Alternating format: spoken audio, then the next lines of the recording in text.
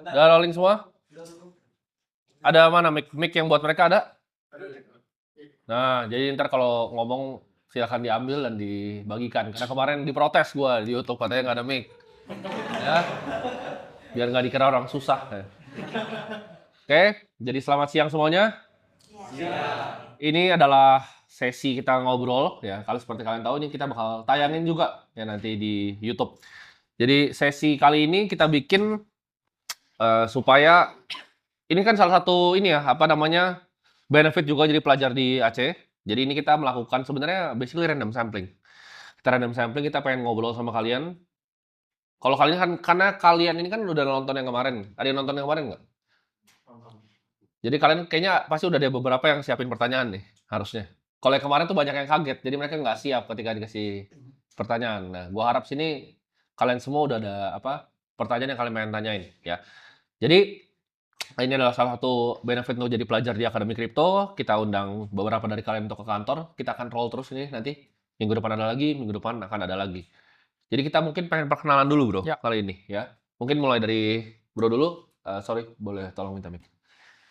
Dioper aja. Oke. Perkenalan singkat sama join Akademi Kripto dari kapan? Iya, selamat siang semua, Ya, siang. Prof. Aka, Bro Timothy. Ya, salam kenal semua. Nama saya Reza dari Jakarta. Saya join Akademi Kripto masih baru sih, mungkin baru kalau nggak salah bulan Februari baru tahun ini. Oh, gitu. Februari tahun ini. Jadi masih anak baru lah. di sini. Oke. Tapi gue trading angkatan COVID. Jadi gue mulai trading itu 2020, 2021 lah pas zaman COVID. Di market apa? Waktu itu mulai dari saham, terus baru masuk kripto gitu. Nah, tapi sekarang gue fokus 95% porto gue semua di kripto. Oke. Dari shift-nya dari sejak di Akademi Kripto atau dari sebelum? Sebelum gue udah shift ke, Oke. Jadi udah belajar sedikit. udah belajar sedikit. So far udah mengalami keuntungan di portofolio. Sudah Oke. mengalami keuntungan gitu. Mantap. Jadi gue cukup puas dengan akademi kripto ini. Oke, siap. Ya, thank you. Ya. Mantap. Next ya. Selamat siang Bro Tim, Bro Kakak semuanya. Perkenalkan nama saya Ferdi Habib, asal dari Padang, tapi Tinggal Jakarta berarti? di Jakarta udah sebulanan gitu. Oke. Bro. Ya. Join Aceh 2023 Oke, Desember. Desember. 3 bulan setelah join itu, gue masih ingat itu langsung untung 50% dari porto. Kemudian Maret 2024 itu sempat crash karena apa? Gue masih ingat itu carry trade dari Bank of Japan kalau nggak salah ya. Oke. Terus beli-beli koin-koin yang lain juga itu kebanyakan jujur gue waktu itu turun. Ya. Mengalami drawdown juga termasuk di beberapa koin yang ada di Kosdi Group juga gitu. Mungkin secara overall itunya masih BEP jatuhnya masuk kalau menurut gue itu. Oke. Ya, tapi nggak tahu juga soalnya gue nggak trade nggak catat di jurnal trade gitu gitu. Maksudnya secara umum gitu. Oke. Ya. Tapi harusnya kalau portofolio itu harusnya kamu tahu dari jumlah yang kamu tambahin ke dalam berapa, kira-kira keuntungannya berapa, apakah nilainya naik atau enggak. Harusnya dipelajari. Oke. Mantap. Next ya. Next, siang semua, nama saya Gibi. Kalau ingat waktu itu aku pernah di Roka. Waktu itu Oke. aku yang nanya tuh yang soal AI atau Oh, Web3. tahu. Yes. Nah kan aku sempat bilang tuh waktu itu aku udah mau nikah kan. Ya. Aku mau nitip kasih snack sekalian. Oh, Oke. ngasih undangan nih ya. Undangannya digital, gimana ngirimnya nih? Oh. Boleh kalau mau. Oke, Snack siap. kecil. Thank you. Thank you. Coba. Dapat snack kita. Iya. Keluarga saya soalnya ini apa bikin makanan sama. Oh, ini. Itu bukan nastar, itu cheese ball. Namanya Jonathan berarti jodohnya ya. Iya. Oh, mantap. Nah aku join Aceh udah lama dari Februari 2023. Oke. Nah, Kata awal. terus kalau secara porto sebenarnya aku kena drawdown di altcoin. Ya. Cuman untungnya Bitcoinku tuh sekitar 70-80%. Jadi overall hampir kali 2 kali 3 sih secara porto keseluruhan. Jadi nggak ada masalah. Cuman emang kesalahanku di altcoin tuh lumayan greedy aja. Biasa orang baru mulai punya duit, mulai masukin kripto, untung di flip, boncos. Oke. Ya gitu lah. Aset alokasinya ya. Iya, soal kosnya emang kurang bagus, cuman udah belajar banyak sih, ditambah yang aku suka banget sekarang modul Aceh cukup banyak tuh ininya yang lebih deep tentang teknologinya. Ya. Nah itu yang aku suka banget sih. Oke, mantap. Next ya. Oke, selamat siang semuanya. Ya. Bro Tim, Bro Kakak, thank you sebelumnya dikasih kesempatan ini. Nama saya Feby, saya tinggal di Serpong sini dekat. Ya. Join AC itu dari 2024 Februari. Oke. Oke, dari waktu zaman Prof masih suka nge-live. Yes. Ya. Nah, itu kan saya baru banget kenal kripto tuh. Jadi suami saya pesan, katanya pokoknya Prof kalau apa masuk. Waduh. Di FOMO-in suami sendiri. Jadi foto saya tuh jadi kayak supermarket gitu. Tapi Oke. sekarang di mana ada Alt Season Mini yang kita lalui sekarang ini mulai aku trimming tuh. Oke. Jadi udah mulai banyak yang aku buang-buangin sih. Dan sama dengan cici sebelah. Jadi karena aku juga 50% di Bitcoin, jadi Ya. sekarang ini udah profit 50% lah. Dari portofolio total. Dari- Oke, luar biasa. Jadi udah ketolong. Oke, mantap. Oke, terima kasih. Oh iya, sebelumnya aku juga Oke, ini ada banyak nih. Potensi kali ini dapat banyak nih. Dapat banyak nih. Kayaknya bisa bikin mailbox ini ya. Iya. Wah, mantap ini. Waduh. Bisa dimakan bareng nggak sih? Iya. Iya. Iya. Oh, iya, siap. Thank you. Kayaknya enak ini ya. Kayaknya. Keluarga dia jualan ini, ada yang tahu nggak? Jualan kue tuh. Telurnya banyak nih kayaknya rasanya. Oke, lanjut. Namanya? Selamat siang semuanya Bro Ya. Tim, Bro Kakak. Salam kenal, saya Rian. Sebenarnya aslinya Jogja, cuma kerja di Pasar Minggu, Jakarta Oke. Selatan. Join AC sebenarnya baru dari Januari 2025, ya. Tapi udah ngikutin mungkin Bro Tim, Bro Kakak itu dari 2024, borong Bitcoin itu Ya. ikutin juga. Sebenarnya untuk Porto mungkin ya masih BIP gitu juga lah karena pada saat itu sempat untung 50% ya pada saat dari Bitcoin terutama dari mungkin harganya masih 800 juta ke 1,6 itu kan Ya. naik 50%, terus juga ya lumayan kan kenaikannya. Saya pengen belajar lebih, saya pakai uangnya juga buat join member AC dan ya masih butuh banyak belajar, orang baru juga di pasar modal, di kripto baru tahu banyak masih banyak yang belum tahu gitu kan. Untuk sempat mungkin ada kerugian sedikit gitu, sempat coba-coba di DEX, terus juga tapi mungkin ada ya kebodohan saya sendiri lah, kurang tahu gitu, mungkin kena scam project yang ternyata nggak keluar gitu. Terus juga sempat seed phrase-nya kesebar, jadi sempat Bisa kesebar sih fresh-nya. jadi Nah, ini gimana ini? sempat ada kesalahan, mungkin nanti mau tanya lah tentang lebih lanjut bagaimana cara kita menyeleksi mungkin project-project yang aman gitu kan gitu. Nanti pengen tanya-tanya gitu. Oke lah mantap. gitu. Next ya. Oke, selamat siang Bro Kakak dan Bro Tim. Yes. Di sini nama gue Ricky, bisa dipanggil Ricky aja. Di sini baru beres sidang juga. Kalau untuk alokasi portonya sekarang di 70% masih di Stocks Indo. Ya. Dan untuk join AC sendiri itu baru banget di bulan Juni tahun ini. Oh, Juni tahun ini. Juni tahun ini, makanya kaget juga tiba-tiba diundang gitu ya. Kirain yang dulu-dulu gitu. Jadi kalau sekarang masih di 70% saham Indo, kenapa? Karena baru mulai juga kan belum gitu paham ya. Jadi nggak mau terlalu agresif juga gimana-gimana. Jadi masih kurang lebih di 30%-nya itu di mana? 30% maksudnya di kripto, itu pun masih ada sisa cash-nya karena belum gitu paham. Jadi Oke. nanti mungkin mau tanya-tanya juga supaya Oke. bisa lebih tambah conviction ya. Bagus. Oke, thank you. Mantap. Selamat siang Bro Tim dan Bro Kakak. Yes. Nama saya Bagus, panuntun dari Bekasi. Awal mula join AC itu dari Februari 2025. Oke. Tahu kripto dari Bro Tim yang di YouTube Ya. awal mulanya. Pas lagi nyetir, ini apaan sih kripto tadinya kan? Saya nggak tahu. Dari situ coba deh lihat, habis itu beli, lah kok untung gitu kan? FOMO kan waktu itu. Nah, pas FOMO, Porto bisa kali 2, tambah gede lagi.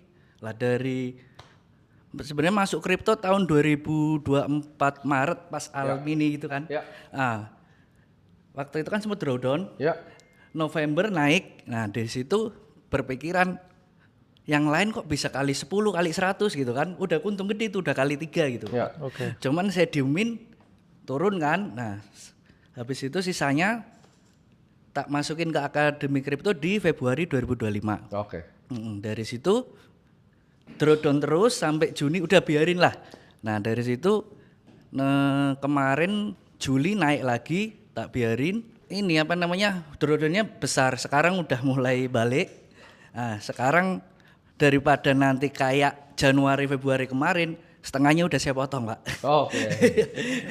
Soalnya saya trauma. Terus saya lihat Bro Kakak dari 30 sampai 7M kok bisa gitu kan awal mulanya kan.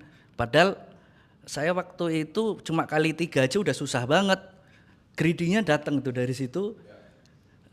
Dari situ udahlah kali ibaratnya 20-30%, 50% udah stop, jangan greedy, udah begitu aja. Mantap. Halo siang semuanya, Yes. nama saya Junianto Anselmus Ya. dari Jakarta. Sebenarnya kenal kripto dari 2020, angkatan COVID udah JP rungkat berkali-kali. Sebenarnya basically gua itu gambler bro, jadi gua penjudi dulu.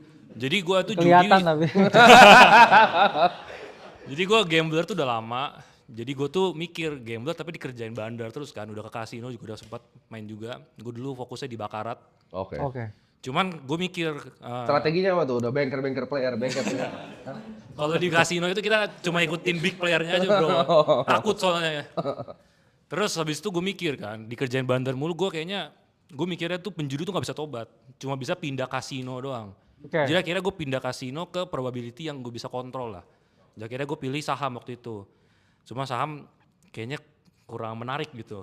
Kan jiwa greedy-nya tinggi kan. Akhirnya pindah ke kripto. Waktu itu beli Dogecoin. Harga sekitar 50 perak kayaknya. Nah itu JP tapi cuma beli kecil. Dari situ baru nagih. Cuman karena ketagihan main leverage akhirnya ya rungkat lagi. Cuma sempat nge-hold Bitcoin dari 17.000 something, cuma kecil banget. Join AC dari tahun 2024 Juni. Kalau soal porto sih meningkat karena udah switch ke Bitcoin ya, mostly. Cuma sekarang switch ke altcoin lagi, udah mulai kurangin posisi Bitcoin juga. Sebenarnya yang dicari di AC itu conviction sih bro, karena kalau kita beli sendiri takut, tapi kalau ada bro team, bro kakak beli gede. Kalau kita kalau lu rugi berarti gua rugi banyak. benar. Nah, itu biar ada temen ruginya itu maksudnya itu. Ini ya apa? Gambler suka pegangan ke orang lain. Nah, jadi kalau bro tim bro kakak rungkat, kita rungkat bareng-bareng gitu. Oh, rungkatnya lebih gede gitu kan. Benar. Jadi misalnya BNB nih, kalau BNB turun gua rugi lebih gede gitu. Benar. Jadi sebenarnya conviction yang dicari, makanya join KC. Luar biasa. Oke, halo semuanya, kenalin aku Matthew, aku umur 24, sebelumnya mau say happy birthday dulu buat bro tim yang kemarin ulang tahunnya. Thank you. Oke, jadi aku angkatan AC itu dari tahun lalu 2024 April. Jadi pas masuk AC itu dulu kenal kripto, itu gak dapet manisnya, dapetnya pahitnya karena itu kalau nggak salah udah di top waktu itu. Jadi pas mulai masuk itu dapetnya ruginya. Nah, sampai situ belajar, aku ingat banget dulu juga udah sempet sama Prof Kakak nge-zoom bareng. Jadi waktu itu pas lagi bulan Lebaran ya. Jadi setiap hari aku belajar modulnya AC, semua aku tontonin. Semua tuh nonton? Iya, selama sebulan. Oke. Jadi hampir setiap hari nonton terus. Nah, jadi kalau untuk portofolio sekarang itu mungkin naiknya nggak terlalu banyak. Sekitar 30-40%. Karena waktu itu sempat trauma kan turun-turun. Jadi sekarang itu nggak diamond hand. Jadi kalau udah naik berapa puluh persen itu udah di TP, gak bisa itu disiplin tapi itu sebenarnya disiplin. 30% tuh di financial market tuh besar sekali sebenarnya. Reksadana berapa rata-rata, ya kan? Iya, paling 5%. Besar sekali itu. Iya, jadi kalau sekarang sih lebih naikin convictionnya lagi sama gameplaynya dari hasil free cash flow usaha dimasukin 70%-nya ke Bitcoin, sisanya di cash buat share altcoin. Oke, mantap. Selamat siang semua, nama saya Mevi, saya asal Surabaya. Baru join AC itu Mei 2025 ini. Cuman pertama kali kenal kripto itu gara-gara margin call di 2024. Nah itu di 2024 itu call-callannya Bro Kakak itu saya dapat nih 2-3 kali lipat. Cuman akhirnya rungkat semua. Saya kasihnya di altcoin. Jadi manajemen portofolio saya waktu itu jelek. Cuman pas join AC Mei 2025 ini itu kan nonton banyak modul tuh. Nah itu berkat portfolio manajemen sama RPT per trade itu akhirnya ya recovery lah, masih belum BIP cuman recovery. Berarti baru gabung AC-nya Mei 2025 ini gitu. Sekian.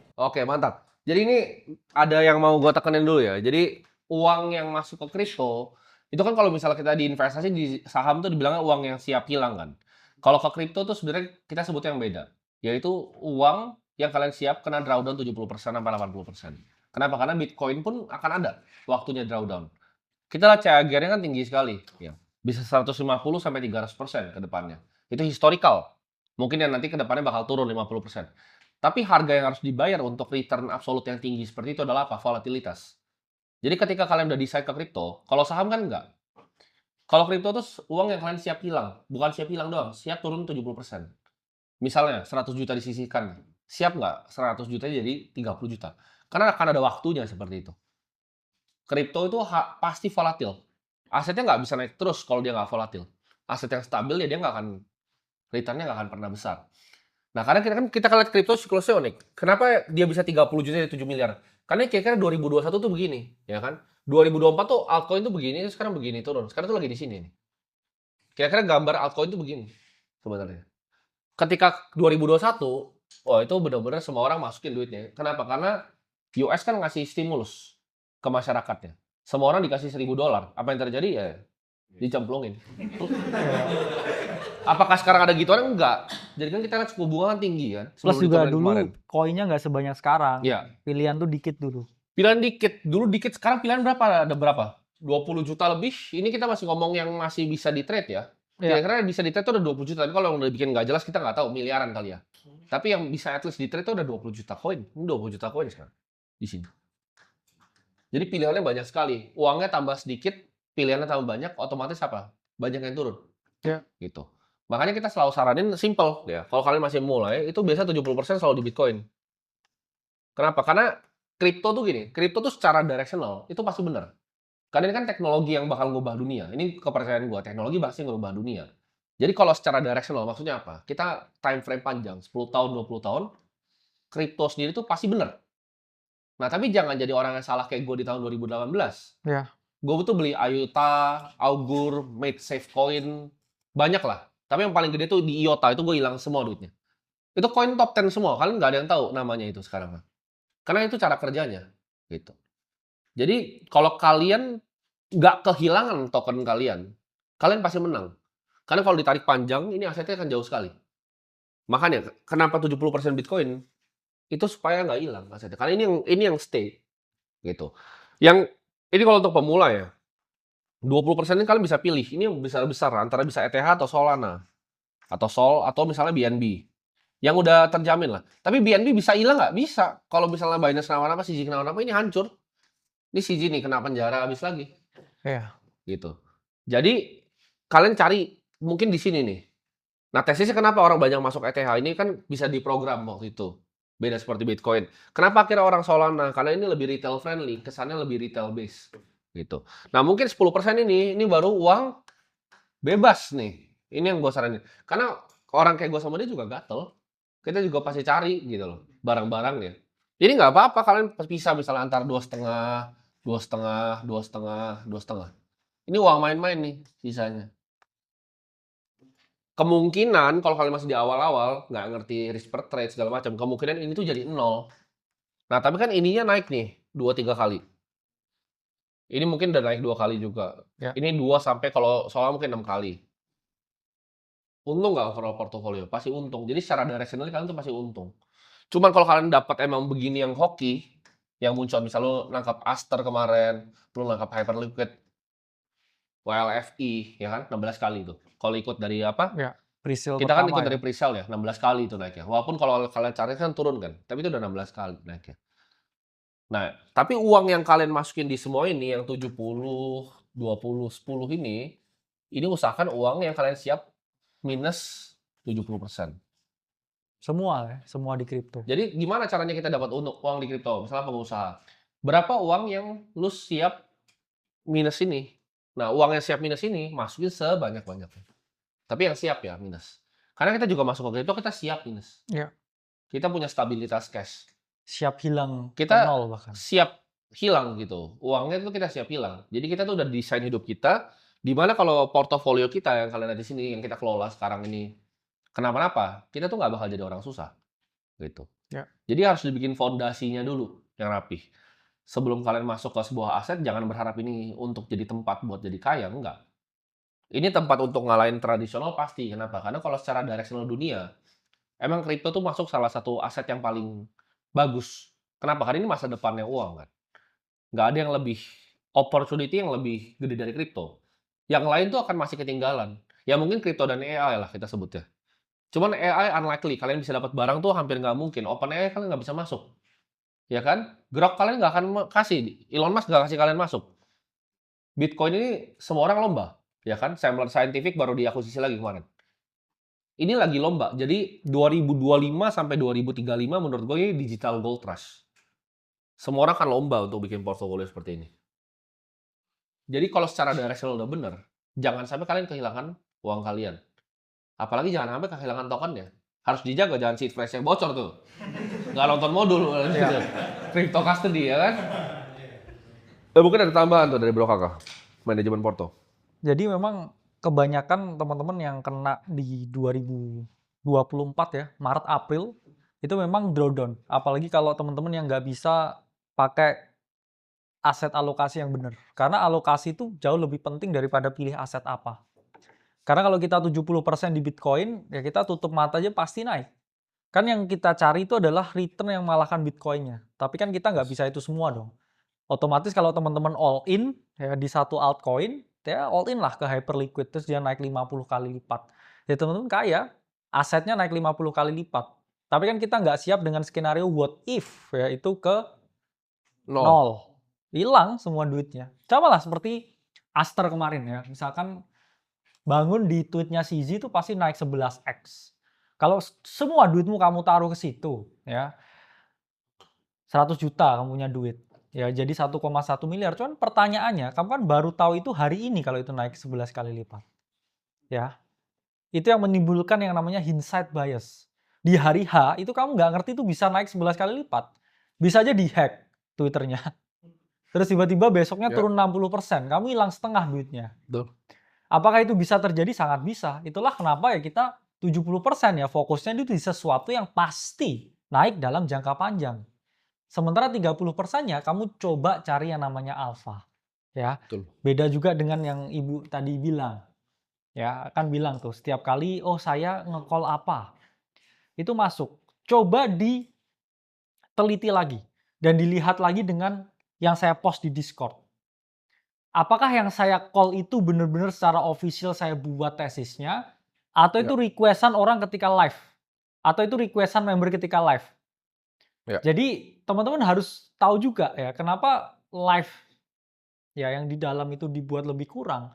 Itu kita membatasi yang namanya teman-teman terjebak dalam paradox of choices. Kalian-kalian sendiri kan yang minta, Prof tolong bahas token ini. Dibeli. Ya saya bahas kan request kalian. Sama juga kan ketika margin call. Ya. Kalian kan tanya, token A gimana nih? Ya di minggu itu sesuai data, fakta, dan angkanya waktu itu ya bullish. Ya. Kalau 2 minggu lagi turun bisa nggak? Bisa dong. Tapi kalau saya setiap hari live, terus kalian request 20 koin, ya kalian kalikan 30 ada 600 koin. Ya, betul. Dalam 1 bulan. Apakah kalian mau masuk 600 koin itu? Jawabannya nggak mungkin.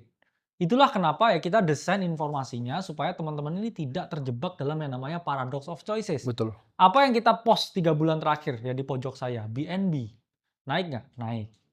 XRP, naik nggak? Naik. Avalanche, coba lihat hari ini, naik nggak? Naik. Jadi informasi yang dibatasi itu untuk memfilter supaya kita main di quality only daripada di quantity. Ya. Karena kan kalian sendiri yang minta. Kalian dapat nih dari Twitter baca ini, tolong dong ini dibahas. Ya kita bahas by request. Tapi apakah saya punya conviction? Apakah saya juga tahu riset itu mendalam? Apakah saya juga investasi di sana? Jawabnya belum tentu. Bisa juga enggak, karena kan by request. Karena kita punya universe kita sendiri. Jadi sama, kalau misal di saham, itu biasa kalau analis saja, ya di fund tuh ada namanya universe. Contoh, dia cuma bahas banking, dia cuma bahas consumer good. Kita juga nggak tahu semua layer 2 yang ada di dunia. Nggak mungkin ada satu manusia yang bisa tahu semua. 20 juta kok koinnya. Ya. Yang baru dibikin layer 2-nya Bitcoin sekarang, emang kalau ditanya orang tahu sekarang apa? Nggak tahu. Gitu. Ya developer lamanya Bitcoin lagi bikin layer 2 lagi. Apakah gua tahu koinnya? Tahu. Gitu. Tapi apakah gua ikutin teknologinya sekarang dalam? Yang nggak tahu, kita masih ada kesibukan yang lain gitu. Selain cover begitu. Itu tadi ada 20 juta gimana cover semuanya kan? Ya, nggak mungkin bisa di cover semua. Nah, Bahayanya apa dengan portofolio yang seperti itu? Ini konsep namanya volatility drift. Ya. Nah, jadi kalau orang kira BP itu kadang banyak salah gitu dalam pemikirannya ya. Ini konsep kalau kalian belajar di fund-fund besar pasti diajarin namanya volatility drift. Ketika uang kalian misalnya 100 nih, itu kalian minusin 10%, itu akan jadi berapa? Menjadi 90. Nah, tapi kalian mikir, oh posisi saya sama nih, ya kan? Misalnya koin A lah, kita jangan ngomong pakai 100, kita ngomong koin A. Koin A turun 10, naik 10, BP dong. Salah. Ini naik 10, ini kalian naikin 10, kalau misalnya dapat 10%, jadi 99, minus 1 kan akhirnya. Ini namanya konsepnya volatility drift. Ini bahaya sekali. Gini aja kalau kalian nggak paham ini, mau main trading, lupain aja, mending beli Bitcoin aja. Gitu. Kalian harus sadar diri. Karena finance itu bukan industri yang gampang gitu. Ini sangat matematis, sangat banyak strategi gitu. Market neutral, delta neutral. Ya. Kalian harus paham banyak konsep derivatif itu apa, cara ngitungnya seperti apa. Kalau kalian nggak ngerti seperti itu ya sulit gitu. Tadi aja kalian kira turun 10 naik 10 BP. Enggak, kalian minus 1. Ini kalian lakukan dalam skala yang tadi, portofolio yang banyak. Akhirnya pasti bencana. Itu yang kita bilang kenapa? Ya udah kita mainnya sederhana, 70% itu di anchor aset, 20 itu di yang mungkin naik 10% bebas. Karena kenapa? Ini kan 0 juga nggak apa-apa. Ya. Ya sebenarnya kalau kita ngomong ya ini kan sebenarnya risk ya sama tingkat ya portofolio atau posisinya. Dalam artian teman-teman harus paham ya, semakin sedikit ya yang kita pilih ya, itu risikonya itu sebenarnya semakin besar ya. Tapi kalau kita semakin diversify, risikonya dia akan semakin menurun. Sehingga angka yang paling pas itu ya teman-teman, itu 5 sampai 10 ya. Dari 30% yang teman-teman punya. Kenapa? Karena ya itu tadi, kalau misalkan kita hanya memilih satu ya, itu resikonya tuh tinggi sekali. Ya. Contoh misal all in ke BNB, Zizi kena. Ya. Pantera all in ke Toncoin. Kena Habis kan? itu Pavel Durov ketangkep. 0. Ya. Jadi risiko itu akan semakin tinggi seiring dengan kita itu tidak melakukan diversifikasi. Tapi kalau semakin banyak diversifikasi kita, risiko kita mengecil, tapi potensi returnnya juga pasti mengecil. Karena Betul. apa ya? Karena portofolio supermarket ya. Kenapa nggak beli top 100 saja di coin market cap?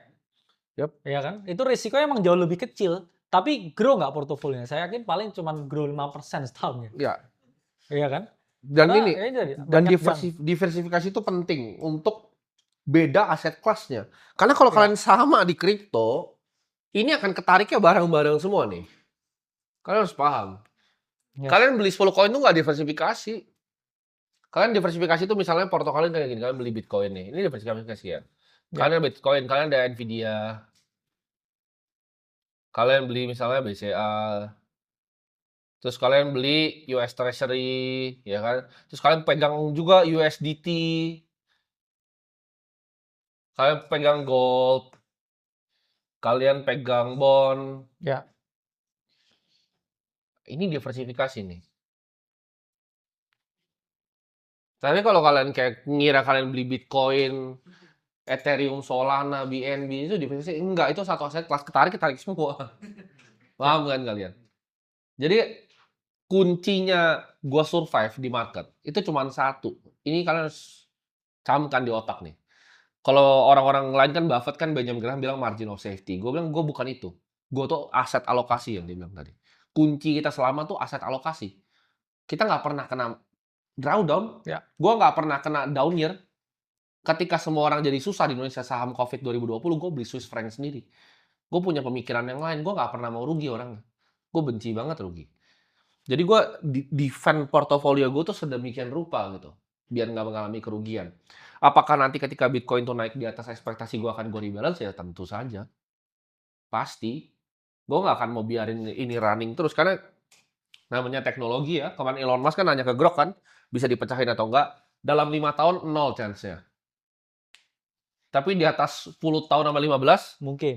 Mungkin. Dia bilangnya mungkin gitu loh. Jadi apakah nanti akan ada format uang yang baru? Gini loh. Uang kan berevolusi ya. Dari zaman kertas ya dia berubah jadi jadi kredit akhirnya, berubah jadi kertas fiat yang kalian pakai sekarang, digital fiat yang kalian pakai di bank-bank kalian, yang di ledgernya bank, berubah jadi kripto lagi. Nanti ke depannya apakah ini mungkin berubah? Mungkin aja, gitu.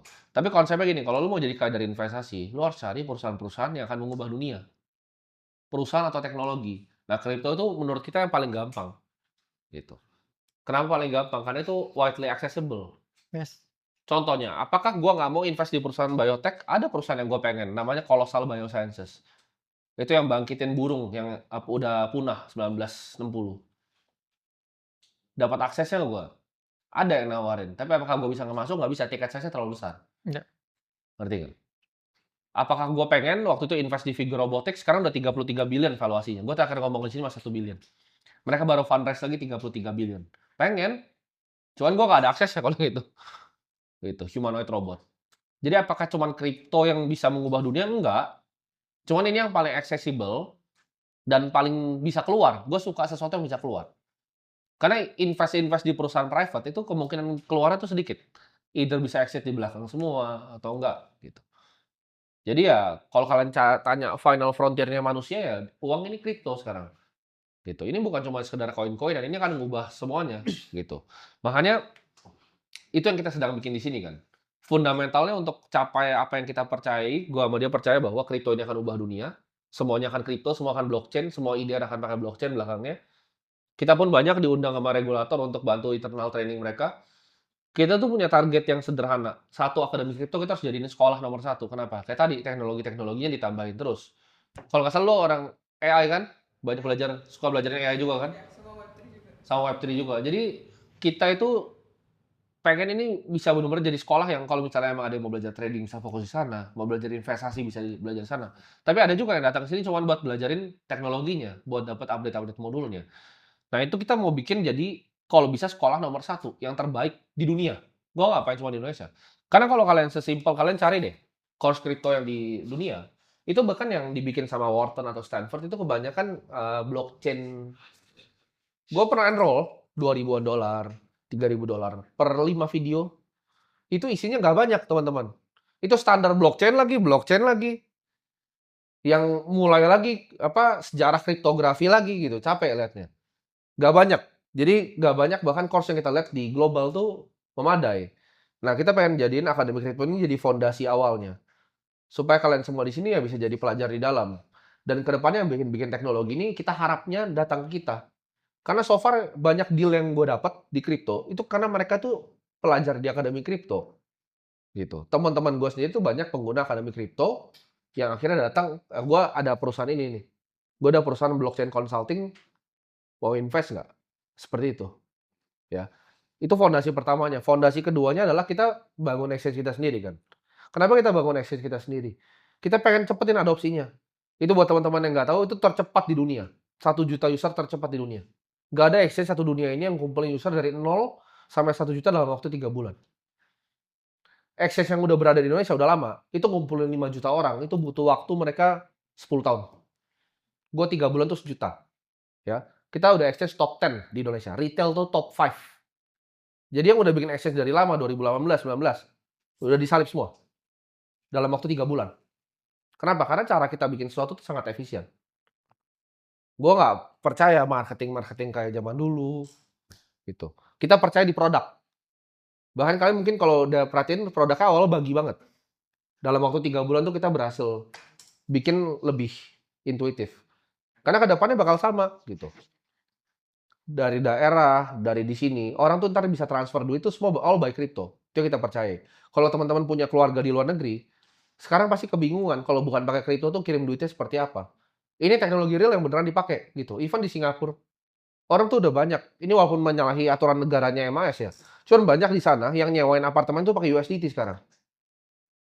Karena banyak pelajar kan dari luar kan yang kuliah di sana. Dari Indonesia lah kita sebutnya. Untuk bisa bayar di sana apartemennya banyak yang pakai USDT sekarang. Dan ini teknologi udah real gitu. Udah terjadi di depan mata kita.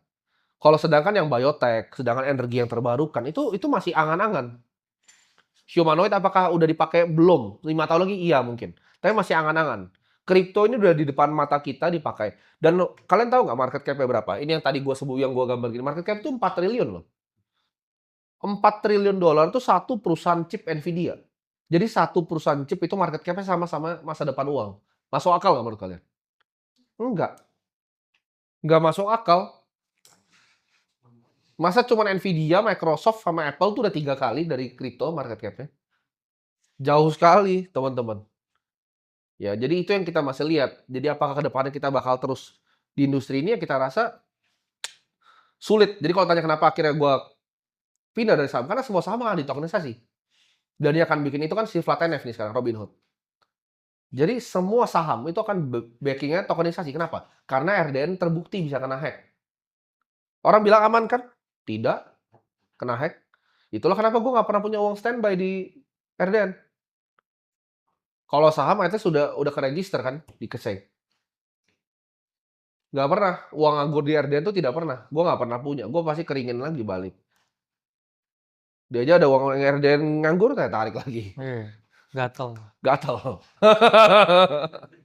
Gitu. Jadi itu fondasi kedua di exchange untuk mempermudah adopsi massa, adopsi global. Dan yang ketiga ya uangnya kita pooling. Kita bikin fund, kenapa? Karena gue pengen ini jadi institusi. Kalau bisa 100 tahun. Gue sama dia nggak mau bikin AC ini sesuatu yang bertahan 1 tahun. Kita mau tahannya ini lama gitu. Ratusan tahun setelah ini semua nggak ada. Yes. Kita struktur AC itu mirip seperti Harvard.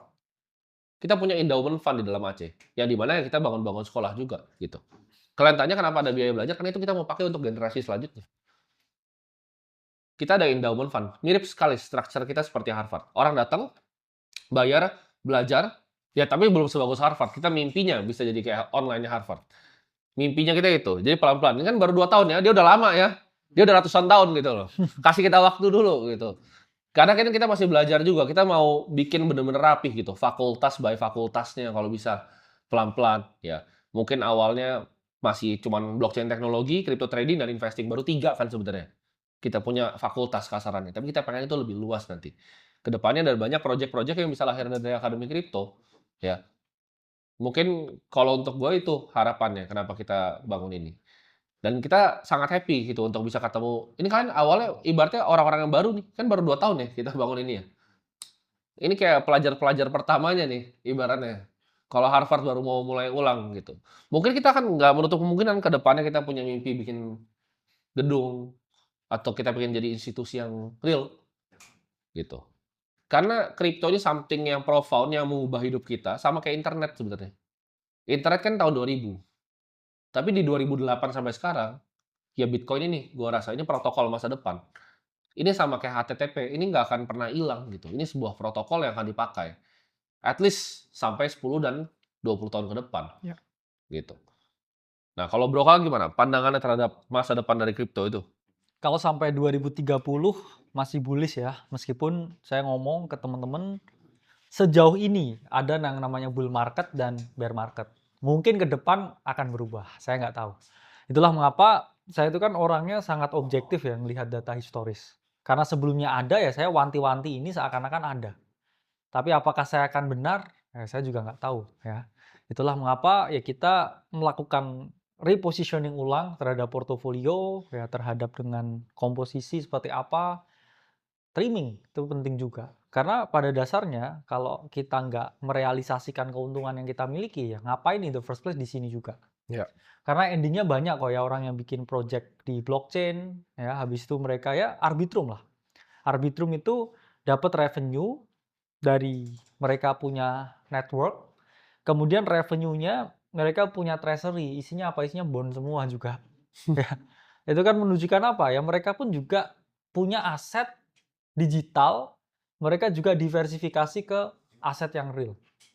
Jadi nggak ada salahnya juga ya kalau teman-teman yang udah cuan banyak ya, karena yang kita dapat lihat juga teman-teman yang di Roka itu udah ada juga ya portofolionya udah 2 digit miliar. Ya. Ada yang udah 800 juta masih ngerasa oh nanggung nih nunggu se-M dulu. Ya. Tapi ya balik lagi kan di market semua kan nggak ada yang tahu. Jadi kalau udah ngerasa cukup ya nggak ada salahnya kita diversifikasi ke aset dunia nyata. Ya, Betul. karena saya dulu juga begitu ya. Saya selalu punya pandangan kalau mending take profit ya daripada take picture aja. Ya. Karena kayak bapaknya tadi nih udah naik 3 kali lipat itu 300% gitu ya. Wah kok nggak 7 miliar gitu. Tapi balik lagi akhirnya mikir ya udahlah saya 50% aja ambil gitu. Kayak yang juga tadi udah cuan, terus sekarang wah BEP aja udah happy saya. Ya itulah manusia ya. Ketika semua hijau serakah, pengen lebih. Ketika merah takut. Ya, tapi ya itulah dimana kita kan sebenarnya paling gampang. Kita kalau mau sukses, kita nggak usah dengerin kata hati kita sebenarnya, pakai logika aja. Karena kan kalau kata hati ya dibisikin, oh ini bisa naik lebih tinggi lagi. Gitu. Ketika kita udah pakai emosi, Ya, betul. di situ harusnya kita udah merevaluasi lagi pemikiran kita ya. Jadi tanpa emosi lah ya lihat angka itu sebenarnya. Ya. Karena ya itu tadi angka itu bisa sangat menggoda kadang-kala. Betul.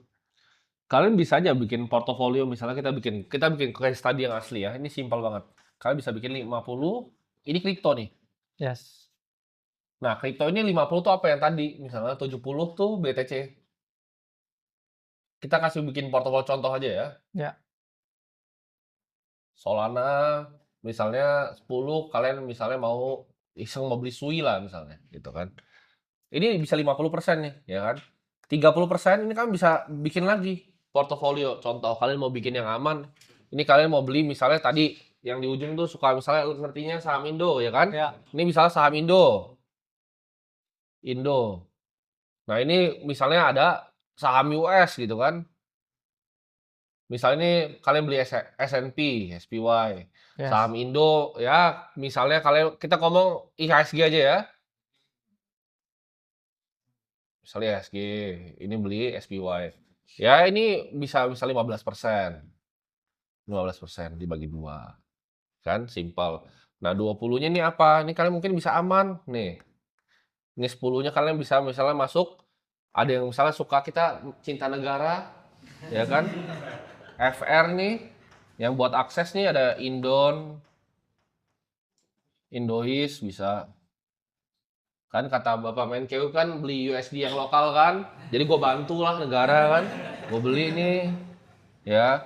Terus ini juga bisa 10%-nya RDPU, yang apa namanya, USD lokal juga ya kan, Ya. bantu negara ya. Nanti nih bentar lagi nih orang BCA gue mau datang nih mau beli gue lagi. Datang nih bentar lagi makanya. Karena ya Jam itu 2 tadi lagi dia datangnya. kalau misalkan di sini juga nggak harus 20-30 Solana Samsui. Kalau tadi suka judi, ya ini nggak apa-apa ya kan. Futures gitu kan. Atau tadi yang itu sih, Iya. misalkan DEX. Itu boleh. Ini boleh deh nih. Nah, boleh. Nah, itu. Boleh, nggak apa-apa. Boleh. Karena ini udah dalam alokasi gitu loh. Yes. 10% dari yang sini. Kalau sampai 0, kalian mati nggak? Enggak. Jadi itu ini kunci kenapa gue bisa selamat. Jadi buat yang bilang, misalnya gue di sini ada 3%. Wah, Timothy keluar kripto kan nggak gitu.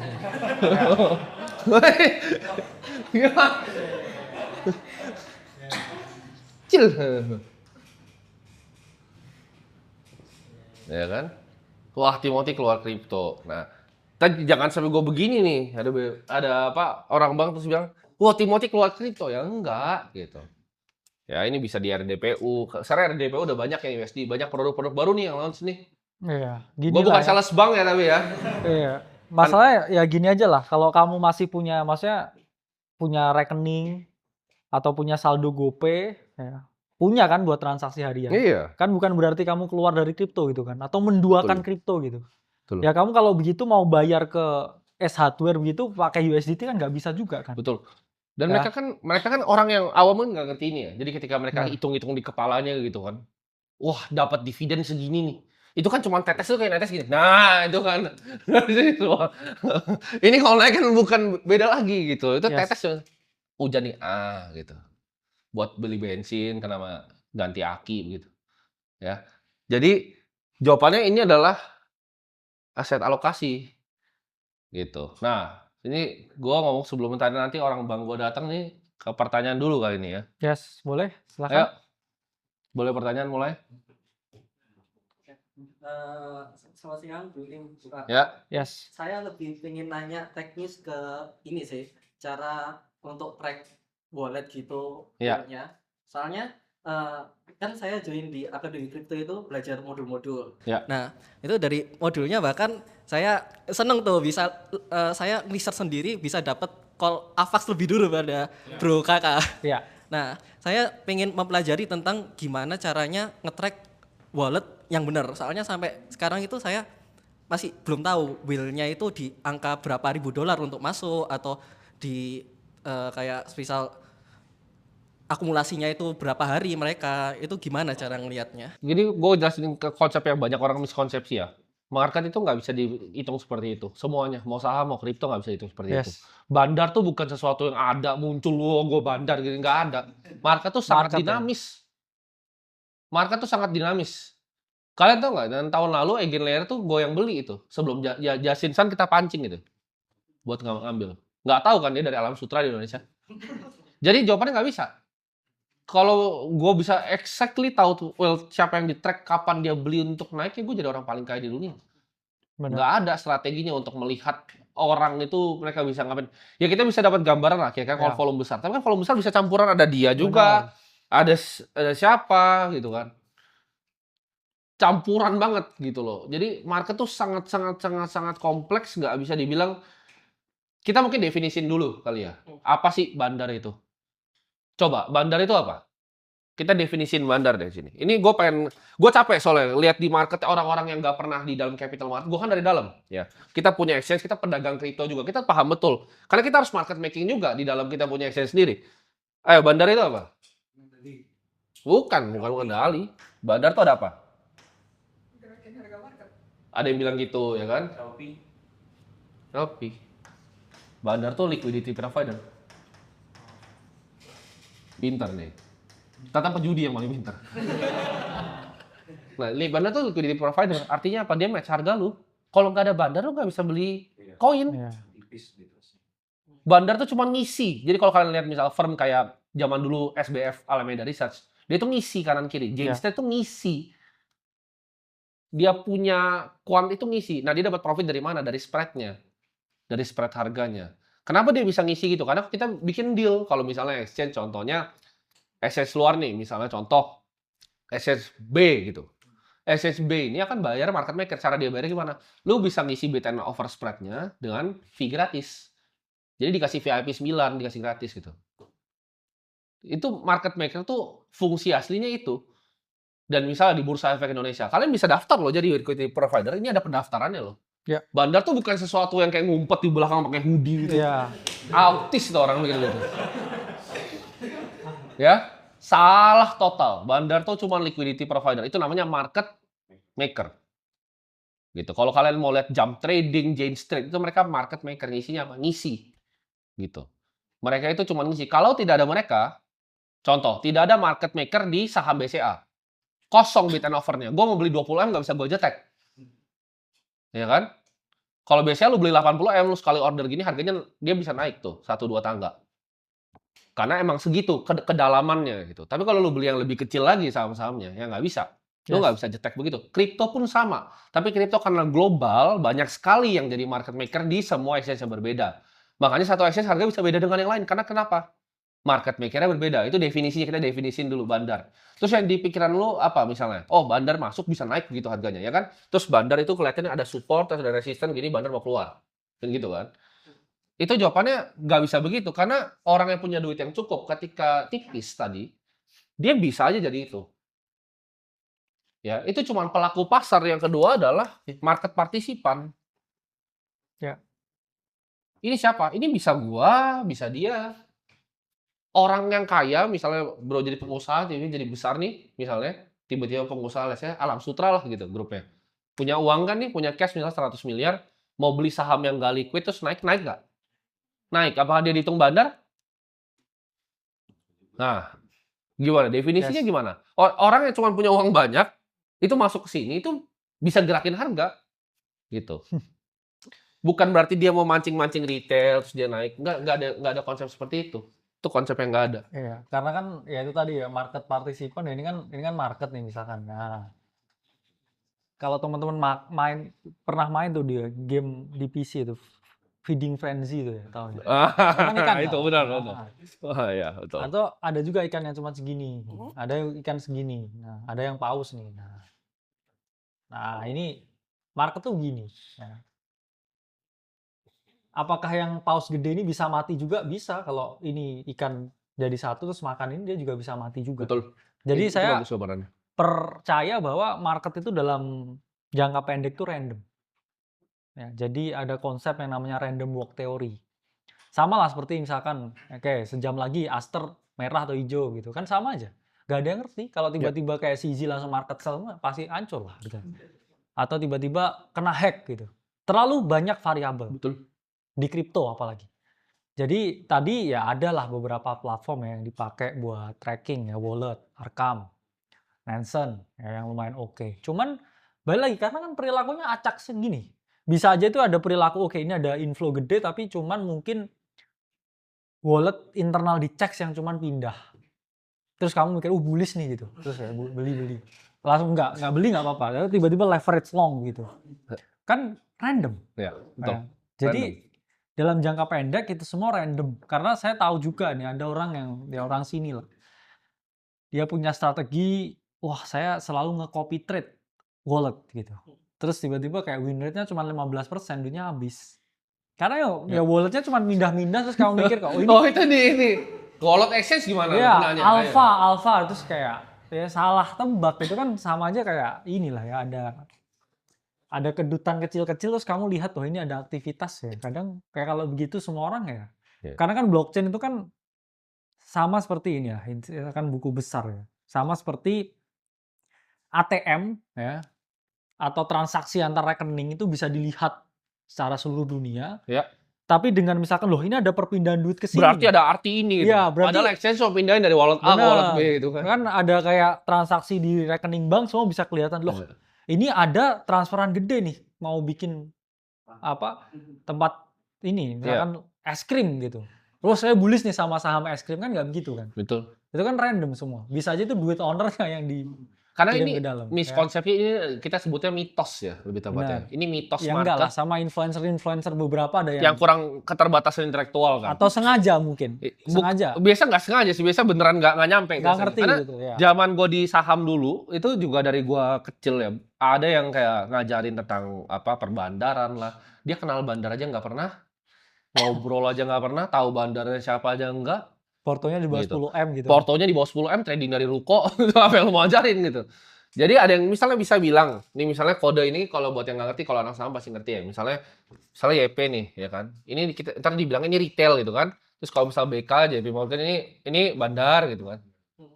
Ini ilmu sesat ini, gue juga pakai dua-duanya gitu loh. Ya suka-suka gue kan mau pakai broker apa. Misalnya gue mau pakai broker apa yang suka gue. Kenapa ada broker yang dilabel retail lah, dilabel apa? Sakit jiwa itu. Karena ya, gue juga bisa pakai dua-duanya tergantung mau telepon yang mana. Sebenarnya sama juga. Sekarang kan kalau Binance, oh ini ngedam. Iya. Kalau ini walletnya Maxi. Iya benar. Sama. Ya itu mitos lah. Bandar itu yang paling benar definisinya tadi liquidity provider. Mereka ngisi. Ya market maker. Market maker. Kalau nggak ada mereka tuh nggak bisa. Mereka nggak mau ngambilin duit kalian. Mereka itu membantu kalian. Ya, market winter mute gitu. Market jungkir balik mereka untung juga. Market jungkir balik mereka untung. Jadi kalau kalian lihat misalnya SIG, Susquehanna International Group, mereka ngapain? Mereka market making. Citadel tuh ngapain? Ini kerjaannya Citadel. Quant tuh kebanyakan kerjanya ini. Mereka bikin algoritma untuk bisa ngebalance. Kalian kalau tahu, bahkan pasti di saham lokal juga ada algoritmanya. Ada beberapa saham yang kalian hajar nih, misalnya saham batubara kalian hajar. Dia kan masih ada satu lot di situ. Terus ada barangnya. Itu kan nggak mungkin ada orang depan komputer terus kayak, ya tambahin lagi, ya kita isi lagi. Itu algoritma gitu loh. Fungsinya itu teman-teman ya. Jadi jangan stop dengan perbandar-bandaran. Ini bandar mau sini kita ikut. Wah kayak kungfu gitu loh. Ya. Kita ini bukan dari orang luar soalnya. Kita itu dari dalam gitu. Karena ketika kalian ada beli Bitcoin di vlog, itu pasti ada market making mekanismenya di situ. Karena kalian kan misalnya kalian mau tawar nih harga 100 juta, kalian market buy. Nah, makanya ada kata-kata kan market buy. Nah, ini belajar nih. Kenapa market buy? Kalian jadi taker. Kalau limit buy, kalian jadi market maker. Nah, makanya ada namanya maker nih. Ya. Kenapa kalian maker? Karena kalian ngisi. Kalian ngantri, yuk saupan yuk 100 di sini, 50, 30. Tapi kalau kalian mau ngambil, ya kasih harga lebih mahal dong gitu loh. Ini kan ada juga ya modulnya ya, crypto order flow juga dijelasin juga ya di dalam gimana adanya market ya. Semua tentang supply and demand sebenarnya. Ya orang bisa lah ngomong kalau bukan pelaku pasar gitu. Tapi kalau bukan pelaku ya jangan didengar gitu. Yes. Karena biasanya ilmu tuh bisa jadi disinformasi gitu. Ketika dia jadi disinformasi, dikonsumsi banyak pelaku pasar, makanya pertama kali gue ke kripto gue seneng.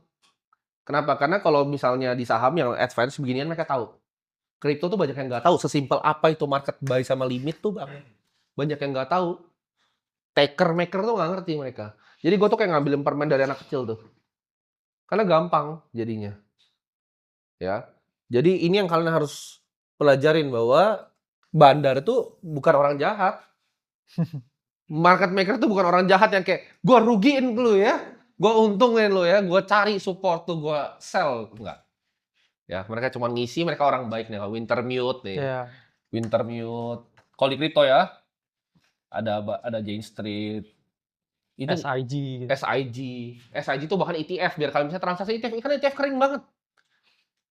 Terus ada yang bilang, oh tapi Jane Street kan misalnya pegang besar nih di STRK-nya Michael Saylor. Kenapa? Mereka market making, mereka telepon seller, gua minta barang ya sama lo ya, kita isi ya, lu punya. Kalau enggak orang nggak bisa beli ETF-nya, gitu loh ya. Jadi kan barang, kan jualan. Kalian beli Bitcoin harus beli di toko orang. Ada yang beli di toko kita nggak? Untung satu. Oh, kurang ajar nih nanti nih ya. Nggak laku bro tokonya bro. Pakai gitu ya. Jadi itu dia konsep perbandaran ya in a nutshell. Kalau nambah dikit, kalau yang case-nya futures sama. Futures kan kita bisa ada support nih, kadang kan sengaja di week doang tuh. Nah, itu betul, itu pertanyaan bagus. Itu kan dari exchange-nya. Itu bandar atau exchange? Kalau yang aku paham itu dari exchange-nya, karena dia mau ngambil liquidity kita, karena dia tahu nih kita pasang SL di sini. Ya. Tapi itu cuma bisa dilakukan di mana? Jadi ini kalau misalnya di forex ini namanya SPA kalau di Indonesia. Jadi ada dua cara kalian ngambil duit. Jadi ada yang namanya margin call kan? Ini biasa SPA namanya kalau di Indonesia. Jadi ini ngambil, gitu. Ngambil ketika kalian mengalami kerugian, gitu. Cuman apakah ini bisa dilakukan terus-terusan? Jawabannya enggak, gitu. Ini cuma bisa dilakukan di tempat yang mana? Di tempat yang biasanya nggak ada barangnya. Oke? Jadi banyak yang nggak tahu nih. Misalnya ada broker FX namanya A. Ini dia nggak punya barang. Dia melakukan yang namanya price feeding. Jadi ketika misalnya gold kan ada harganya nih naik gini kan? XAU, apalah gitu. Ketika dia naik begini, dia cuma ngikutin harga globalnya. Dia nggak punya barang di dalam. Jadi ketika kalian buy di sini, kalian rugi kena di sini. Yang terjadi apa? Uangnya masuk ke kantongnya broker. Gitu. Apakah ini lumrah terjadi? Lumrah jawabannya. Ya, tapi apakah jawabannya exchange yang besar bisa begitu? Jawabannya enggak. Kalau beginiin terus nasabahnya ada yang mau pakai lagi nggak? Nggak segampang itu. Jadi nyari duit di market itu nggak segampang itu.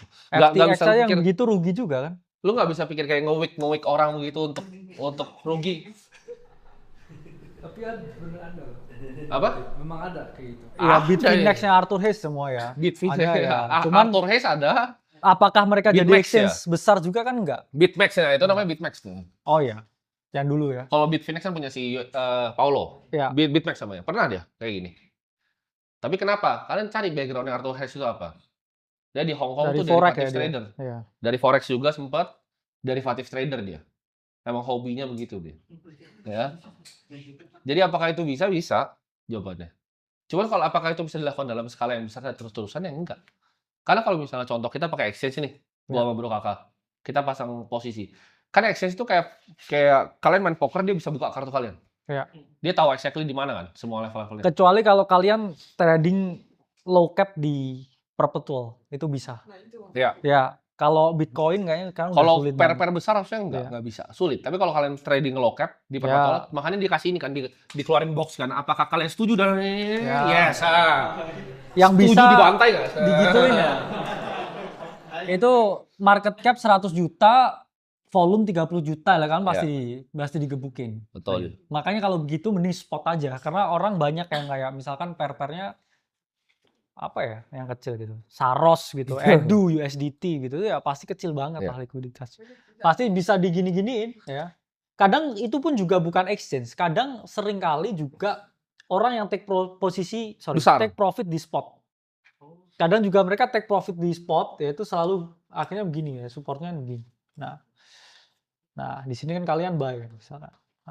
Misalkan orang kayak market sell di sini, nah ini dia selalu habis itu weakening, habis itu naik lagi, itu sering lagi. Nah ini kalian pasti ke leak ya, kena email gitu kan, kena email. Nah, kadang juga karena terlalu kecil likuiditasnya buat kayak pairnya ini, ya. Jadi itulah mengapa saran saya jangan leverage trading kalau itu micro cap atau low cap. Karena kalian lihatlah, paling gampang lah, lihatlah di Bybit gitu ya. Terus kamu klik, kamu buka ya beberapa pairnya gitu ya, Elixir atau apa itu sering ya candlenya tuh gini, wicknya tuh sampai segini. Maxi gitu apalagi ya, sering banget. Begini. Jadi hilang posisi kalian. Kita sebutinnya lightsaber. Nah, padahal kalian nggak ada kebutuhan juga buat take leverage loh di situ. Kadang gatel aja kan, pengen punya stikernya gitu kan, itu kan penyakit itu ya. Stiker beli aja di luar gitu kan. Karena pengen gini, misalkan beli ke exchange tertentu low cap kali 10 ya, marginnya kecil padahal di spot aja bisa.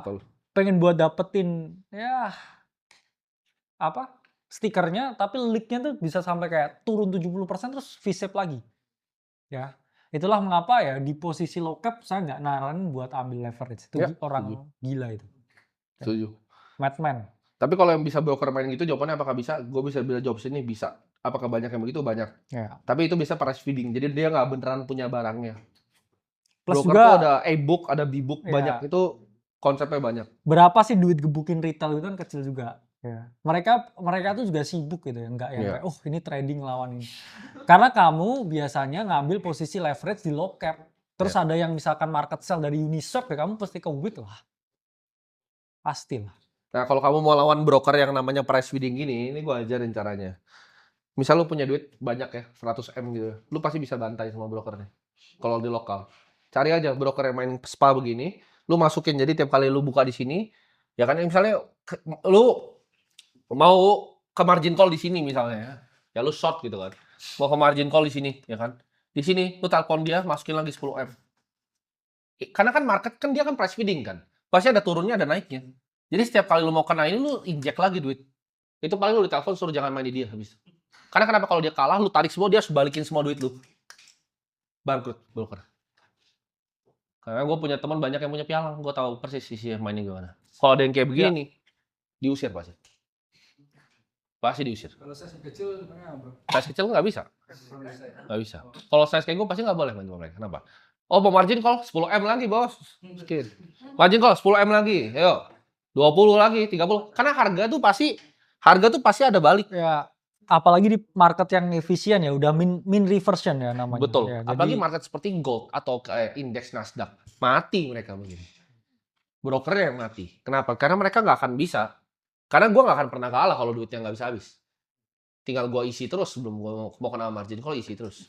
ya, Karena dia pasti balik. Ada outlier event ya, Iya. tiba-tiba perang gitu, oil naik ya, Betul. terus dia nge-short gitu mungkin ya bisa kalah juga. Iya. Tapi Unlikely tapi kalau misalnya lu masuk dengan uang yang sangat besar, kenapa? Karena kalau misalnya exchange seperti kita, kayak misalnya Bitcoin ya, kita tuh ada barang, kalian beli barang yang beneran. Ini tuh cuma bisa dilakukan di yang nggak punya barang. di derivatif. Nggak punya barang mereka biasanya. Jadi mereka cuma namanya price feeding. Mereka mau ngehajar kalian setiap kali naik turun. Jadi cara hajar baliknya adalah punya uang yang limited, masukin tep sebelum margin call. Percayalah, ini pasti diusir kan? Diusirnya cepat. Ya. Ya. Ada pertanyaan lagi? Ya boleh. Oke, terima kasih sebelumnya. Sebelumnya saya juga lama di saham ya Bro Kak. Yes. Dari 2021 seperti kita ketahui bersama itu sekarang Menkyu udah baru ya. Pak Purbaya katanya juga orang pasar juga. Katanya juga IHSG akan sampai 36.000 gitu. Ya. Menurut Bro Tim dan Bro Kakak melihat IHSG karena tadi juga sempat bahas saham juga ya sekalian. Gimana prospek kedepannya tentang IHSG menurut Bro Tim dan Bro Kakak? Gitu. Menurut gua kebijakannya tuh luar biasa ya. Itu sesuatu yang kita akan lakukan. Potong suku bunga lebih cepat dari The Fed itu kita apresiasi. Kenapa? Uang artinya bisa banyak beredar. Ya, kita sangat happy dengan beberapa kebijakannya. Tapi kalau ditanya apakah IHSG 36.000, saya bukan cenayang ya. Ya. Tapi kan yang pasti berharap dong 36.000. Kenapa? Karena kalau 36.000 IHSG, walaupun kita pelaku pasar di kripto, berarti uang di Indonesia makin banyak. Benar. Negaranya makin makmur. Banyak yang beli kripto juga. Banyak yang beli kripto juga. Karena jangan salah, kripto itu udah 28,5 juta sekarang dari data di Bapepti terakhir ya, Bro ya. Yes. 28,5 juta. Jadi kita harap kripto ini kita mau dorong kalau bisa sampai 50 juta nih. Jadi tujuannya kita tuh ini, kita mau dorong sampai 50 juta pengguna kripto. Tapi kalau IHSG 36.000 gini loh. Gak harus kayak orang kripto menang, orang saham kalah, ngerti gak sih? Benar. Jangan gitu. Gue juga bukan, punya saham iya. besar gue. Ini bukan parpol gitu ya. Bukan, saya harus gak zero sum, gitu, betul, kan? bukan partai kripto harus berkuasa dan menang, enggak. Gitu. Jadi jawabannya kita pasti luar biasa happy. Perusahaan kripto juga yang listing ke bursa juga naik terus. Naik terus nanti. Kalau bisa kita listing juga bisa perusahaan kita di bursa kan, kayak Coinbase, ya kan. Kita bakal bikin banyak, ada Web3 walletnya nanti. Kalau bisa ada stable coinnya. Gitu. Nah. Jadi ya kita sangat happy. Apakah kesana atau enggak? Jawabannya enggak. Kalau gue tahu pasti kesana, gue beli semua dong. Yes, sama. Ya. Tapi so far ya all time high. IHSG. Dalam beberapa minggu aja udah kerasa nih. Kayaknya ya. Orang udah mulai lebih berani belanja nih. Mall-mall udah mulai sedikit lebih rame. Ini yang gue analisa sedikit. Jadi kalau gue ya lihatlah perkembangannya seperti apa. Tapi so far ya sangat responsif ya bro ya. Kemarin ada partner kita Bang Hotman kan sempat ngomong gitu. Dia protes karena deposito dia dipotong kan. Langsung direspon gitu. Sama menterinya, sama beliau langsung respon bahwa tujuan saya tercapai. Biar Bang Hotman belanja katanya. Ini kena nih ikannya gitu. Iya, kena nih ikannya. Itu kita suka banget dengan responnya. Tapi Bang Hotman ikan gendut kayaknya. Iya. Dia komplain kenapa dipotong depositonya. Itu tujuannya itu ya. Pausnya ketangkep gitu. Iya. Dapat satu. Nah kan beliau bilang lagi kan, USD kenapa nggak bayar Indonesia? Itu sesuatu yang kita discuss di belakang layar loh sebenarnya. Jadi beberapa kebijakan itu sesuatu yang kita discuss di belakang layar. Kenapa nggak bisa ditarik nih? Kalau nggak salah kayaknya pernah deh kita ngomong di sini, tapi yang di tahun lalu ya, yang member di sini. Gue tuh ngomong waktu itu, kenapa USD itu banyak orang taruh di Singapura sih? Kenapa nggak dibikin wadahnya buat orang tuh taruh USD itu di sini, gitu loh. Ayo diperbanyak dong RDPU yang base-nya USD. Karena salah satu RDPU ini aset manajemen salah satu yang paling besar di Indonesia. Itu setengah umnya gue. Ini makanya gue baru nambah nih. Orang biasanya lagi datang nih. Gue nggak tahu nih, kayaknya udah nunggu di mana. Kan biasa kalau investor gitu kan dia kayak pamer kayak ke BCA gitu atau ke Mandiri gitu kan. Gitu. Kalau gue nggak pernah datang orang yang sini. Beda. Kalau datang tuh masih belum berarti. Masih datang. Suruh nunggu ya. Ya, sabar. Suruh tunggu dulu. Ya. Shareholder besar boleh dong bisa tunggu. Jadi jawabannya adalah itu bagus tuh pertanyaannya. Kalau kita support ya. Kita support karena kita suka orang yang ada aksi kerja nyatanya kelihatannya cepet ya bro ya. Benar. Dan kelihatan sih, kita juga melihat, ya kalian mungkin juga ngerasain gitu. Udah masyarakat mulai berani. Ya, kayak orang hidup tuh harus optimis. Betul. Jangan ada kan juga beberapa orang yang seneng loh, kayak negaranya susah itu sebenarnya nggak ngerti saya gimana. Apakah kamu dapat keuntungan juga dengan negara yang susah kan? Betul. Enggak. Kamu itu kalau doain orang lain bagus ya, hidup kita itu pasti juga akan bagus juga. Karena kan ini ekonomi itu seperti ada yang namanya domino effect. Ya. Ada satu orang kaya, orang lain mungkin juga bisa ketularan kaya loh. Dia buka lapangan pekerjaan, dia tingkatkan fasilitas dan sebagainya. Jadi berdoalah yang baik lah untuk negara kita. Betul. Karena banyak sekali ya orang yang kayak sama negaranya susah itu seneng gitu, kayak happy gitu. Itu mindset yang aneh sebenarnya. Atau ada yang kayak ini kan kemarin ada yang Kecuali ketangkap. kamu punya benefit dari situ. Cuman kan ya Ada yang ini bro, ada yang berenang bro kemarin bro. kenapa? Dari Batam berenang ke Singapura tuh gue liat dari Bloomberg gue liat. Lu belum lihat kan? Tadi pagi itu ada. Dari Batam berenang di Singapura dicambuk 3 kali mau dibalikin katanya. Jangan sampai gitu. Jangan sampai berenang ke Singapura gitu ya. Jadi karena gini, dia alasannya sampai dibalikin bro. Jadi orang itu dia pakai speedboat, Yes. turun dia berenang bro. Hmm. Baru ditangkap sama imigrasi Singapura mau dibalikin lagi kan. Terus dicambuk 3 kali. Ini dia bilang karena untuk cari suap nasi kan. Ya. Terus gue liat komen-komennya, wah parah nih sampai begini-begini gitu kan. Kayak seolah mendukung orangnya gitu, pengen kayak orangnya juga. Gue kasih tau ya, lo kalau di sini nggak bisa cari nasi ya, gue jamin di Singapura nggak bisa makan. Gue jamin lo di Singapura nggak bisa makan. Singapura tuh orangnya itu kayak negara Kompetitif banget. orang terpinter yang ada di dunia. Kumulatif IQ kalau tertinggi kayaknya setelah Norway. Lu nggak bakal makan di Singapura kalau lu nggak makan di sini. Ya. Gitu. Cintailah negara. Ya. Betul. Cintailah. Di sini tuh alamnya subur, Benar. tanam, jadi pohon gitu kan. Hargailah Aso. ya sesama orang di sini. Betul. Ya. Jangan suka bikin keributan. Ya. Betul. Gue dari dulu ya, karena orang banyak yang bilang kayak, oh bakal gelap. Sabar. Mancing yuk. Benar. Ada ikan bos. Tinggal set pakai api gitu kan, lebay bener gitu ya. Yes. Jadi selalu ada jalan gitu. Kita tuh di negara yang tanahnya sangat diberkati gitu. Benar. Jadi kalau misalnya lu ngerasa oh, ini bakal gelap, tenang. Itu mungkin opini Di luar beberapa mungkin orang. lebih gelap loh ya. Iya bener. Ya, di US lah orang jalan US tuh ditembak. lebih gelap loh. Ya, orang jalan ditembak loh. Di sini Iya. orang Kemarin di London gue liat loh, orang di depan rumahnya itu satu udah pakai diputus pedang, tangannya ya. satu pakai pedang, satu pakai kayak pedang kecil. Jadi dia udah pedang-pedangan di depan rumahnya. Bener. Udah pedang-pedangan. Terus orangnya nggak yang videoin itu akhirnya taruh di Twitter. Terus ditanya kan, kenapa taruh di Twitter? Dibilang dia nggak berani lapor polisi bro. Karena kalau orangnya videoin itu lapor polisi, dia yang ditangkap katanya. Nah, itu gelap beneran tuh. Terus di Jepang gitu kan, udah jadi Jepang udah jadi meme-nya udah terkenal sama di Jepang. Udah ada meme orang-orang India tuh lari ngejar cewek-cewek Jepang. Udah terjadi sekarang bro di Jepang. Ya. Jadi meme itu ada 3 cewek Jepang terus ada kayak 4 orang India lari ngejar gitu. Ini negara damai bro. Benar. Gitu. Ya, optimis lah ya jadi orang. Karena Iya. kan banyak juga sekarang kan genre influencer yang kayak nyuruh orang buat pesimis kan, bro. Oh iya, ada genre baru yang gue lihat. Benar. Yaitu Itu orang kayak- itu harus pesimis, ya kan?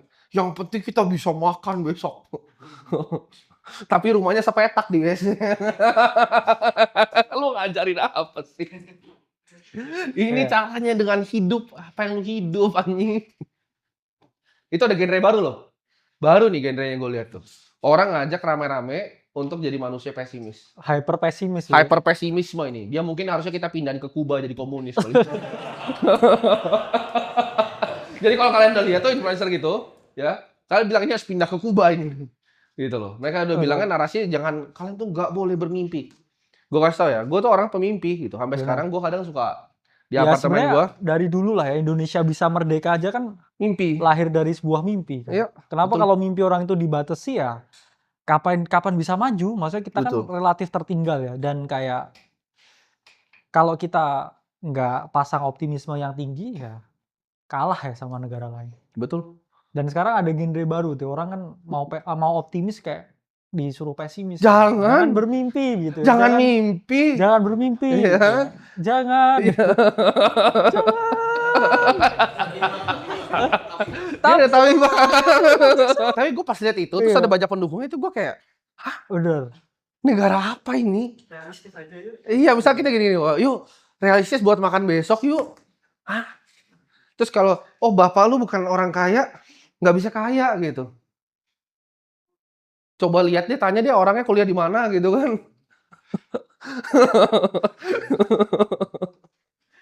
Coba Jangan yang- lu punya masalah sama bapak lu Yes. dibawa-bawa ke masyarakat gitu loh. Bener. Jadi seolah-olah anak yang bukan bapaknya kaya nggak bisa kaya, jangan gitu. Gitu. Nggak semua ya. orang punya Daddy issues gitu, Iya. nggak semua orang punya daddy issues. Ada orang mau baik-baik berusaha terus kayak biasa Ada tuh orang yang paling nggak punya duit itu yang paling bermimpi punya 100 miliar. Gue nggak punya duit loh. Gue bilang ke mama gue mau jadi triliuner. Dibilang gila lu. Tapi gue nggak punya duit. Itu kan bisa tanya sama mama gue sendiri. Gitu. Gak ada salahnya lu di sini mau mimpi, lu sini mau mimpinya 10 miliar, mau punya 20 miliar, pengen punya gedung. Apa salahnya? Ya, Apa salahnya mimpi? Orang nggak punya apa mimpi. Yuk kita datang sini, gue nggak pernah punya kantor ini gue ada desainnya sebelum ini jadi 2017. ada orang yang mimpi nikah sama Megan Fox juga nggak? Nah, iya, mimpi. Ada Megan Fox ya kan? silakan. Mimpi. Kan bukan berarti punya mimpi begitu lu jangan mimpi kan nggak gitu Iya. kan? Iya, makan nasi garam lu. Yuk gitu kita miskin bareng yuk. Jangan gitu ya. Karena kalian harus hati-hati banget, kalian harus filter nih. Orang ini kalau kalian lihat nih, bedah hidupnya. Ya, Dia saya tuh bilang siapa? ini, mungkin itu fetis. Ya, fetis kali ya, bener. Iya, fetis. Fetis. Tapi gue bingung kenapa fetisnya begitu. Dan ini genre, gue harus matiin genrenya nih sebelum melebar genrenya ini. Benar. Karena bisa satu generasi nggak. Bisa itu orang-orang begitu, itu musuh generasi menurut gue. Kenapa? Karena kalau tanpa mimpi, nggak ada orang lagi yang mau bikin humanoid robot, nggak ada orang lagi yang mau advancing bioscience, nggak ada orang lagi yang mau belajar AI. Yang maksa kuliah ke luar negeri juga. Yang maksa kuliah ke luar negeri nggak ada gitu. Nggak ada realistis lagi. Gitu kan? Iya, nggak ada lagi yang mau belajar begini. Saya nggak pinter gitu mungkin, saya nggak bisa. Karena saya bodoh, saya nggak pinter, kerjaan saya cuma ini, rumah saya kecil, saya mau semua orang menyedihkan, jangan gitu. Gitu, jangan begitu. Dan hati-hati banget, karena kalian konsumsi itu apa? Ntar itu jadi setan di kuping kalian. Ketika kalian mau coba sesuatu, ada nggak bisa gitu. Oh nggak bisa. Realistis. Harus tidak realistis hidup. Iya. Misalkan, ini ada mau kuliah ke luar negeri, saya harus belajar bahasa gitu. Nggak realistis ya. Nggak bisa gitu dong. Harus jadi orang yang dibilang sama orang gila kalau perlu. Gue tuh selalu dibilang orang gila dari dulu. Kalau kalian tanya gue mau investnya apa, ya kalau gue bisa invest tuh gue bisa bikin roket. Yang gue mau tuh bikin roket gitu loh. Gue tuh baru selalu ngomong tuh, aduh BU nih, gue sama dia setiap hari, aduh kita BU nih anjir. Kayak terlalu banyak opportunity gitu. Kayak gue ditawarin kolosal biosciences, tapi gue gak bisa masuk. Itu bisa dibikin Jurassic Park aja next. Gue gak bisa masuk, gak punya duit. BU gitu. Terlalu banyak opportunity tapi gak ada duit gitu loh. Realistis aja bro ya. Jangan. Jangan. Jadi kalau ada yang bilang gitu, realistis aja kita hidup. Lu aja anjing. Lu. Jangan ajak-ajak gua bilang. Lu aja di situ. Lu sama keluarga lu, jangan gua gitu. Karena hidup itu bukan tentang realistis, hidup itu buat bermimpi. Orang yang ubah dunia, Elon Musk tuh yang bermimpi. Larry Ellison tuh yang bermimpi. Mark Zuckerberg. Dia bilang mau hilangin ini, mau diganti kacamata. Realistis nggak? Sekarang kita nggak paham tuh. Tapi bisa aja dia benar. Gitu loh. Ya mungkin kita ketawa sekarang dibilang gitu. Tapi bang, nggak semua orang kan kayak lu gitu. Iya, benar, nggak semua orang kayak gua. Tapi kalau semua orang kayak lu, dunia hancur anjing. Iya. Benar. Oke. Jadi take away dari hari ini ya, hati-hati sama disinformasi. Hati-hati juga dengan genre baru untuk nyuruh orang realistis, harus tidak realistis. Ya. Gua kenal beberapa orang gitu. Bahkan Bapak Presiden kita yang ada sekarang aja dari dulu sudah punya mimpi untuk majuin negara kan. Yes. Udah punya mimpi loh beliau.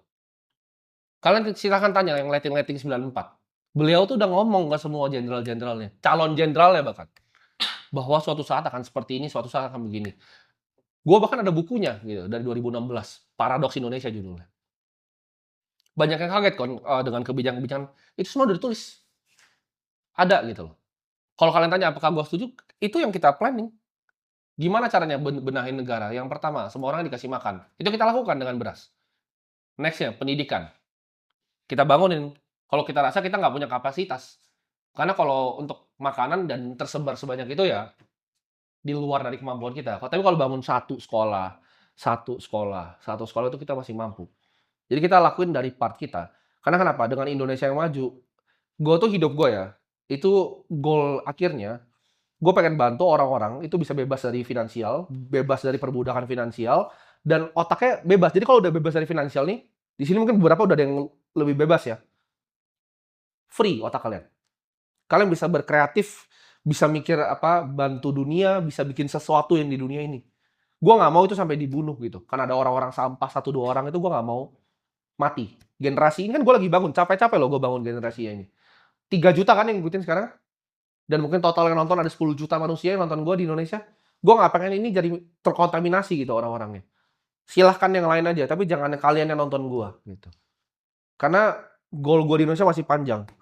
Gue pengen bikin negara ini jadi negara maju. Gue pengen lihat banyak penemuan-penemuan baru. Gue pengen biotech baru dari sini, energi baru, atomic revolution dari sini. jauh gitu. Ya kita mulai dari apa yang kita paling ngerti dulu. Iya. Dari revolusi uangnya dulu. Revolusi uang yang pertama. Kedua tuh revolusi luar angkasa. Revolusi bioscience, baru revolusi atomic energy. Gue pengen itu dari anak-anak bangsa kita. Gitu. Karena kenapa? Kalian tuh kalau pernah ke Eropa, pernah ke luar negeri, pasti yakin orang kayak kita itu direndahin. Gue sama dia selalu direndahin. Tiap ke luar negeri. Tapi kalau gue reverse kolonialisme. Tiap kali gue direndahin sana, euro $100, gue bejek ini, gue kasih di lantainya. Karena orang Eropa tuh selalu paling ngerendahin kita, dilempar makanan. Gue bejek, gue taruh di bawah, gue suruh jadi anjing dia pungut di bawah. Gue kasih lagi, gue taruh di bawah. Gue nggak pengen negara ini dilihat sebelah mata, gitu. Kenapa gue begini semua? Gue nggak pengen, gitu. Gue pengen ini negara jadi negara maju, dan itu mimpi kita. Kita nggak mau orang-orang Barat ngerendahin kita, gitu. Dan kan gue percaya 2050 ini GDP keempat loh. Ini bukan riset gue, ini riset semua global research dunia, kalian cari aja. Ini GDP negara keempat di dunia. 1 itu akan Cina, 2 India, 3 Amerika, 4 Indonesia. Dan kalau kita sampai sana ya emas beneran, kalau berharap 36.000 gitu kan. Dan at least 10 juta orang di sini. Ini hitungannya anak-anak Coinbase ya dari tahun 2013. Ketika kripto beneran jadi nih, tesis kita nggak salah tesisnya, setengah bilioner di dunia tuh akan shift ke kripto. Buy di harga 800.000 sampai 1 juta per koin. Itu hitungannya Balaji, Brian Armstrong, sama Fred Ersam yang bikin paradigm. Dan gue yakin 3 orang itu lebih pintar dari gue sih. Ini gue dengerin aja gitu. Ya. Kalau kalian percaya itu, kita catch duitnya di kripto, baru kita diversify nanti ke yang lain. Oke? Semoga bermanfaat ya. Mantap. Oke. Kita foto dulu.